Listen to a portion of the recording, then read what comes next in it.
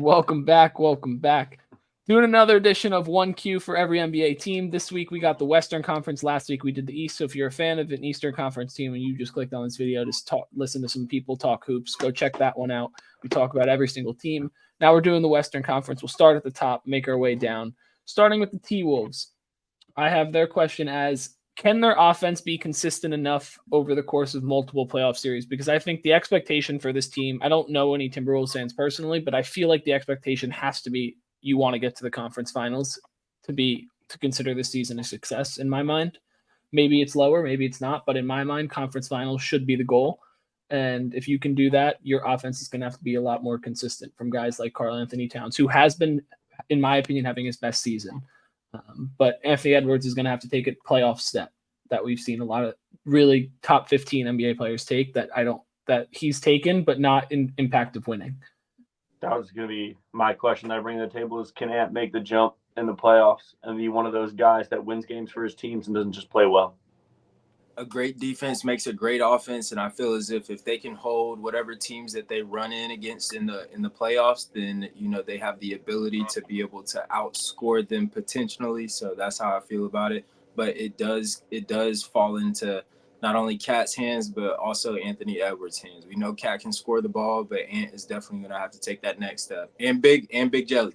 You know what it is? There's either great players or there's players who win games for their teams in the playoffs. Can he be one of those guys on the left? Yeah. No, definitely. Absolutely. For the OKC Thunder, I just have is their youth and size going to catch up to them in the playoffs when it comes around. Because in the West, you need a big. We've talked about it at length on here. I think this team is ready to get there. I just don't know if they have the guys to consistently battle with the Jokic in a 7-game series. Because as of right now, they would play them in the second round if they both won, and they're probably going to be getting either Dallas or, as of now, it'd be Dallas or Sacramento, which both of those I think are more than favorable for the Thunder in terms of size. But if you go and look at the next round, you're going to be getting the Nuggets, because I don't see the Nuggets losing to anyone in the first round. I just simply don't. So you're going to be getting the Nuggets at that race at that point. And can Chet Holmgren single-handedly take the punishment across a 7-game series from playoff Jokic? I don't know.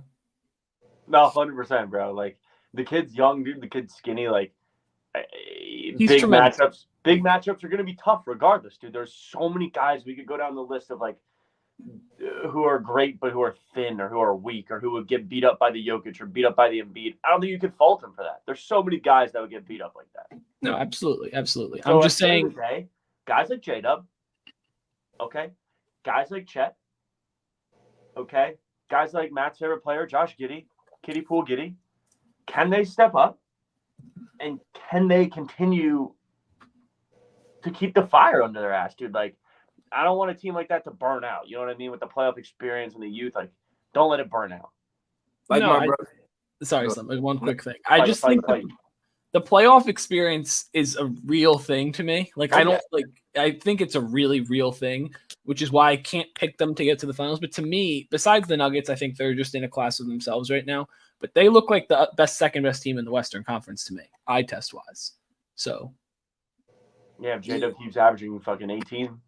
Yeah, and like my brother said a couple weeks ago, Isaiah Joe, big time, also defensively as well. I'm pretty sure he's up there in charges, taken, let alone this season. But I think that definitely helps them out. But I think what makes those guys so dangerous is not just, Chet can score, J-Dub or Shea, but I think it's the functionality of the entire team, which makes them dangerous, similar to, the functionality that we've seen with our reigning champs, the Denver Nuggets. You know what I'm saying? So go Thunder. It'll be, I'm definitely rooting for them, but Thunder up.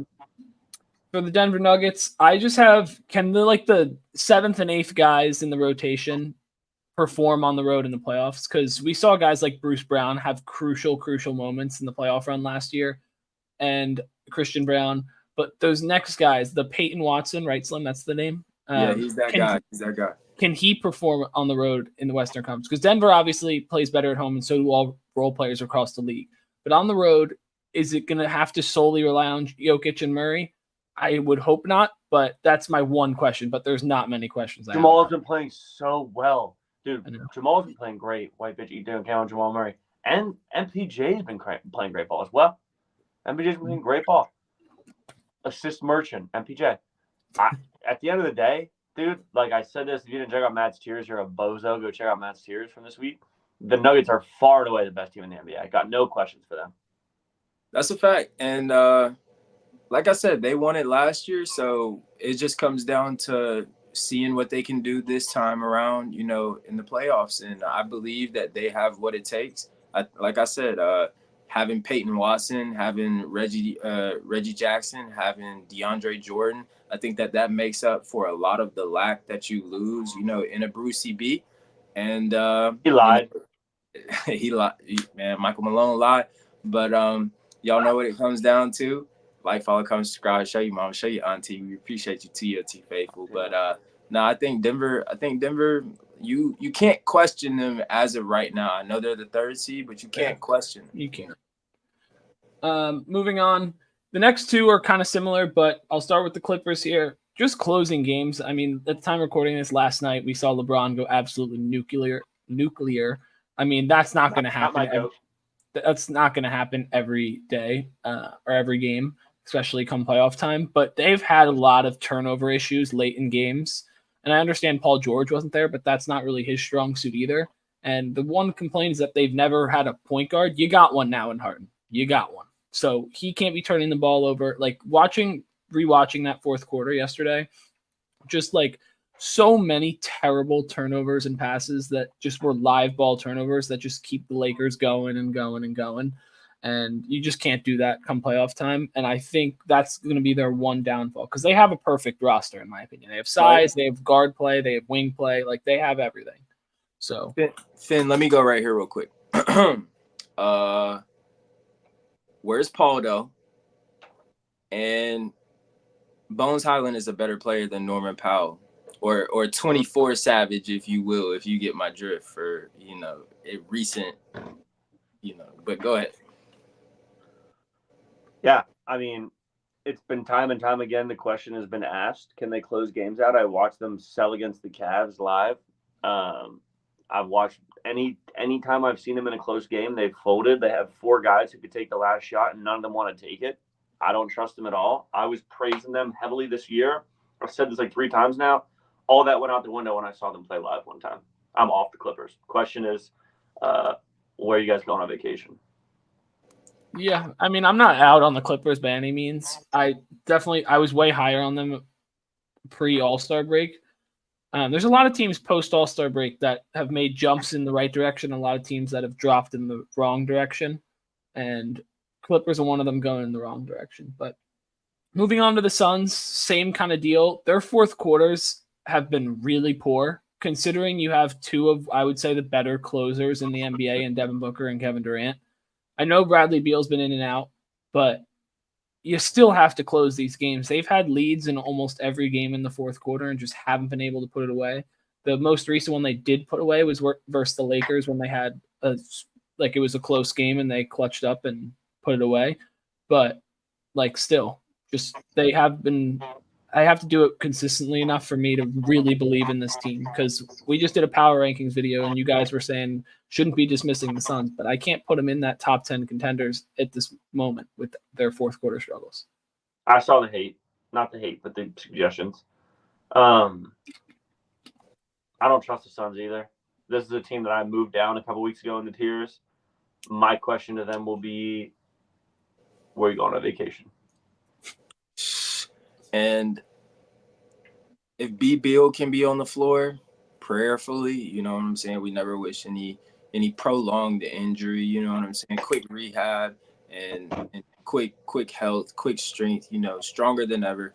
But if B. Bill's not on the floor, very, very skeptical for the Suns. And like my twin said, what they say, not Cabo, but where they be at? Cancun. Bam, boom. Hey, you talking about? Man, boom. For the Pelicans, are you going to be able to get consistent production from Zion and Brandon Ingram? There's been too many times. Don't get me wrong, I don't watch a ton of Pelicans. I tune in every once in a while. Like I just watched them play the Pacers the other night, and they played a great game. Zion looked great. They played their stars played a good game, but still just wasn't enough. But can you get consistent production? There's just too many games where I see Zion is shooting the ball 8 times and he has friggin' 12, 15 points. And Brandon Ingram, vice versa. You need to get 25 or close to it a piece from those guys come playoff time consistently on good efficiency. Zion's always going to give you good efficiency because he only shoots at the rim. But, can he be a force where they have to double him? Can you get a rebound and push it all the way down the floor and run through someone's chest like a Giannis? That's what the Pelicans need if they're going to win a playoff series this year and stay in that 6th spot in the playoffs. I got a ton of respect for a healthy Zion. He looked real good the other night against the Pacers. If you can get that brand of basketball out of him all the time, and you can get the brand of basketball that BI can give you on certain nights, every night, I mean, they're real scary. BI just got to stay off the weed. That's your question. Can BI stay off the weed? Can BI stay off the weed? Bro, that ass. I've seen some videos of him. He'd be fried. In the game. He's looking like prime you, dude. Bro, he's looking the way I can't say that. But yeah. And here for one, here's a term that I've been hearing float around. Point Zion ? Facts. It's happening. You know what I'm saying? And like my twin said, I think BI is your next guy. But if those guys are playing their best level of basketball, it all comes down to CJ McCollum being able to, get back in the groove of things and being able to close out how we know that he can. And I think that, getting those 3 guys involved, we know Valanciunas is going to hold it down. Trey Murphy is also one of those guys. Herb Jones is one of those guys. The New Orleans Pelicans have the depth and have what it takes to be able to compete. And I think because of their strength and because of what they have defensively, they have the potential to be able to combat against the best in the West, I feel as if. Yes, Skip. Are you wearing the Castaway sweatshirt? I am. Oh my God, I need to get my hands on that. There's one in here for you. I know. I need to get my fucking hands on it. All right, continue. For the Dallas Mavericks, can you get consistent front court play? I know it's been good as of late, and I'm not trying to say that it's been bad because I watched them, quite frankly, play a really, really strong game against the Cavs the other night, and I thought they played really good. We won. I know. We're holding up. Fuck you. I'm saying they took an L. They did, but they played really well. PJ Washington sold, not getting 5 boards for me. But no, I just thought Derek Lively and Gaffer, that's like a very solid big rotation come playoff time. It's a 24 minutes apiece. Kind of you're getting consistent energy at all times and good rebounding, I would say. So that's going to be really crucial for them because with what Kyrie and Luka are doing right now, it's just unbelievable. And if you can consistently get the bigs to follow suit in their roles, this team's dangerous, man. 100%. Shout out Timmy Buckets. Yeah, big time. And I think that it comes down to if Exum is healthy, I think that really may push them over the top. I know that kind of sounds weird, but I think that he, for the bench, is as pivotal as Luka and Kyrie combining for 80 damn near every night, is and will be for the playoffs. So I think that, it just comes down to what Tim Hardaway is going to do. Can these guys continue to knock down the 3 ball? And, same thing goes for PJ Washington. I feel as if, his perimeter shot is consistent.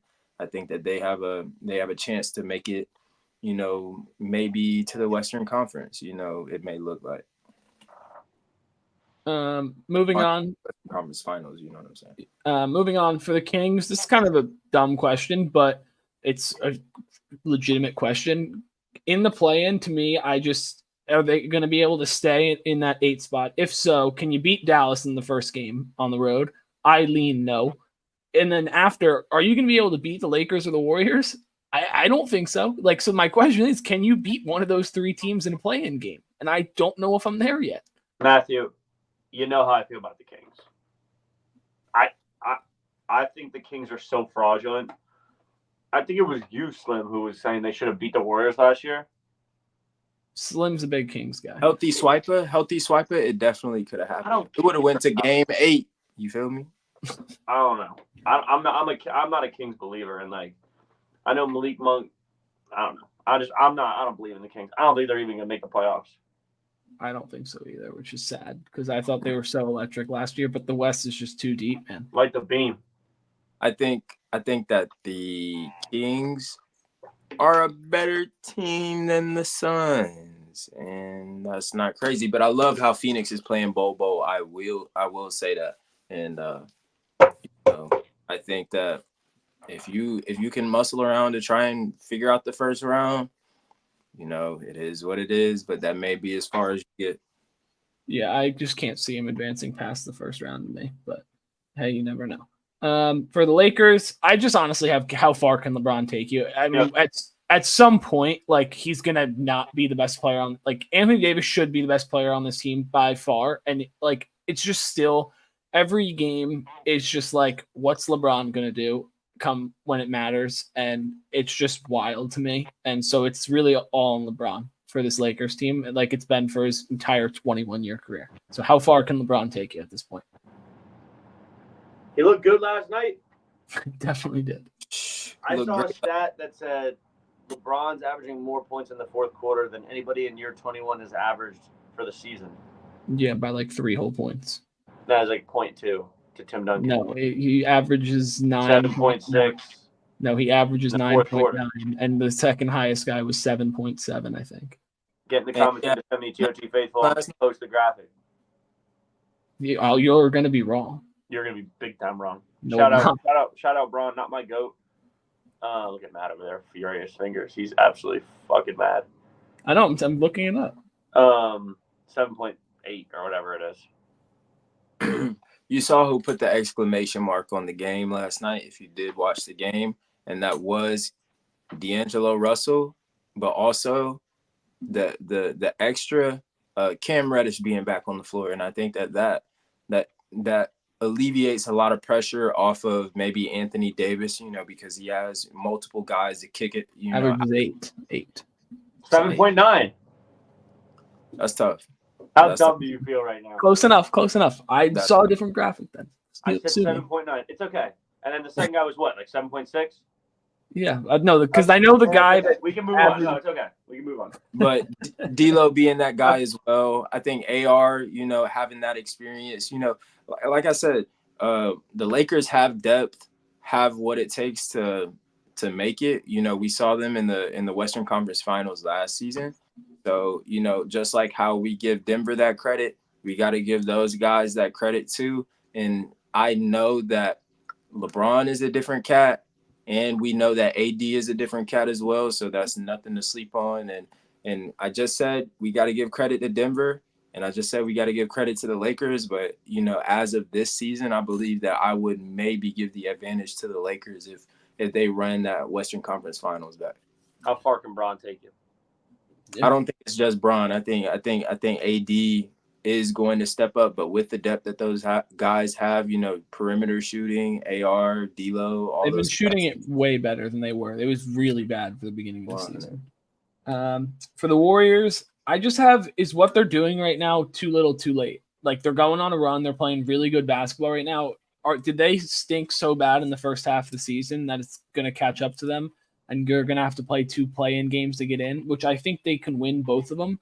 But at the same time, like, it's not a situation you want to be in by any means. So, like, is it too little too late? Like, I don't know. Like, is the record going to be good enough to get you into the 7-8 or even this? Like, the 5 is available. Like, the 5 you can get to from the 10 right now, which is wild. Like, realistically, like, barring some crazy loss, like, if some teams go on a 2-game losing streak and they win, they're right in the mix. Like, it's wild. 100. I think they're better than the Suns. You could arguably say that they're better than the Kings. And with CP3 coming back, I think that may boost their bench a little bit. And I would love to see his style of play with Klay coming off the bench as well. We know that Brandon Pajemski has been playing very well starting. Same thing with Jonathan Kuminga. I think with the functionality, they keep this starting roster going into the playoffs, assuming that they make it into the playoffs. And I think that Klay coming off the bench kind of gives them a different spark, a different essence. And I think with CP3 next to that, Trace Jackson Davis, y'all got something on y'all hands. It just comes down to, will Wiggs show up? And that's really it. I believe that Klay got something for y'all, because everybody's been yapping, and I know that he hasn't been performing as, whatever, but I think that that's just because of all of the stuff that's been going on with, Draymond, being available for the team, and just the narrative that is going around Golden State, and I think that that's what it comes down to. Moving on to the bottom five, I'm going to kind of fly through these ones because the video is going a little long, but basically for the Jazz and Rockets, it's the same kind of questions. Is what, for the Jazz more specifically their entire roster, but for the Rockets, what guys do you think you can seriously build around going forward? And which guys are going to be crucial in your rotation? Jalen Green, Sengun. So you got to figure out, because see who ends the season really well, and it looks like they're taking a step. Is Amen Thompson serious? I know he's just a rookie this season, but going forward, is he going to be a guy that's consistently in your rotation? Is Cam Whitmore consistently going to be in your rotation? Is Keontae Jabari George? Smith Jr. Are all these, is Keontae George or a Colin Sexton or a John Collins, are those guys you want to build around, or are we just going to keep just wheeling in guys that are rejects from other teams and seeing if you strike gold one time? Yeah. So you got to figure out who you're going to try and build around. Colin Sexton, also one of those cats that I feel is playing phenomenal ball, having his best season yet. Shout out John Collins. Shout out John Collins. I miss JT. We just played him the other night.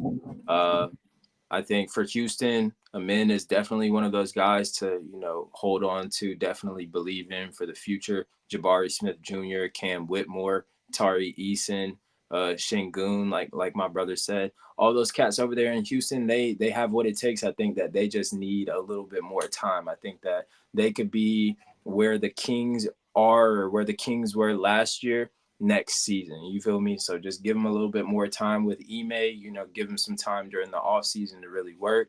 They may have something on their hands by next year, but not this season. For the Grizzlies, I just have find guys that are going to fit well in your rotation next season. Kind of the same overall or overarching question, but that Ja is coming back. That Desmond Bane's coming back. What guys are going to fit well around each of those guys, and see who you have? Because you've played basically half the NBA on your team at this point. So many two ways, so many guys that are making plays. G.G. Jackson's been really, really good. Is he going to be able to get you consistent minutes and play really well without the ball in his hands as much as it is right now? Because Ja and Bane are going to take a lot of the ball duty response, or the ball in their hands a lot more. So are you going to be able to go and play off the ball a little bit? Are you going to be able to mesh with everyone once you come back? Because this team is a really good team when healthy. They just are. So we should do a video of TOT's takes and go to our old takes and revisit them. What did I say about the Grizzlies before this year? Okay, sorry, that friggin' Ja Morant missed 25 games. What did I say, though? I said they will not make the playoffs, and they will not make the playoffs.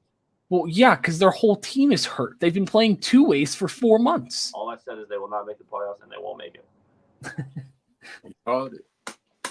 it. Moving on for the Blazers, I just have is Scoot Henderson your point guard of the future. I think he's had a rough rookie season and what his expectations were in comparison.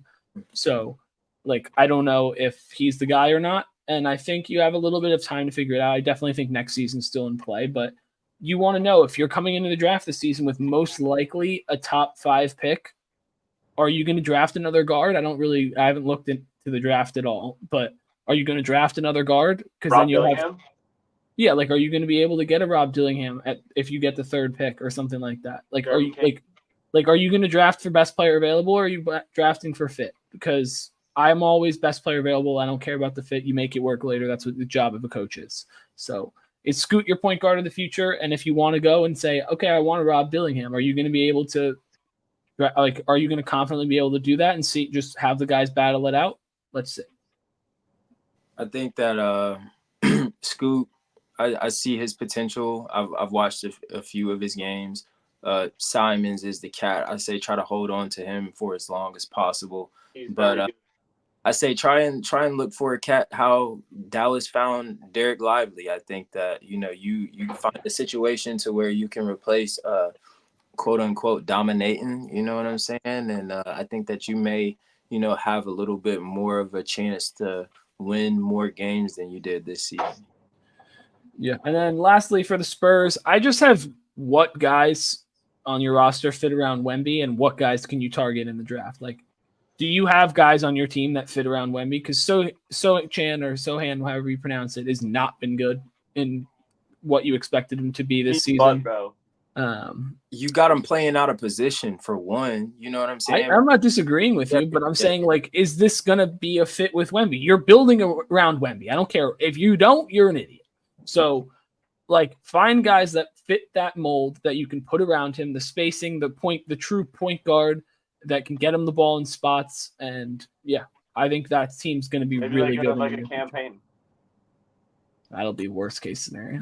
They just picked up Marcus Morris Sr. They did a buyout with Philly today. I'm not sure if y'all know. No, I thought that they cut him. Who? The Spurs cut him. The Spurs cut him? They could have bought him and then cut him to free up space. I don't know. Sorry. But I think obviously Wemby, duh. But you got Jeremy Sohan playing out of position. And we already know that Trey Jones, with Wemby was the most efficient for them to be able to win games. But you're specifically not playing that roster so that, Jeremy can, learn to pick up the point guard, just wait and, also being able to distribute the ball while Wemby is on the floor. And I think that may be all to get a generational point guard to, be able to play alongside Wemby. It could be a Rob Dillingham. You know what I'm saying? There are plenty of young cats getting ready to come up. They could come from overseas. They could come from the G League. It doesn't. Jared McCain. Jared McCain. That boy's been balling out. I think that you got a lot of options, but it comes down to, are you going to play what's going to be best for Wemby? And I think the reason why they haven't been able to perform as well is just because they wanted to not to perform so that they could draft whoever it is, for this upcoming season. But Devin Vassell is also one of those cats to definitely hold on to, especially around Wemby. Keep in mind, I'm looking at the scores for the NBA tonight. They just beat the Thunder by 14. So shout out to A. You hear me? But yeah, that's it for one question. If you guys want, you guys seem to like the power rankings video, so maybe we'll make that a weekly thing and moving forward. So we'll see. But if you want to see more of these come playoff time, we could do like one question every playoff team might answer. But yeah, like, comment, subscribe, and peace.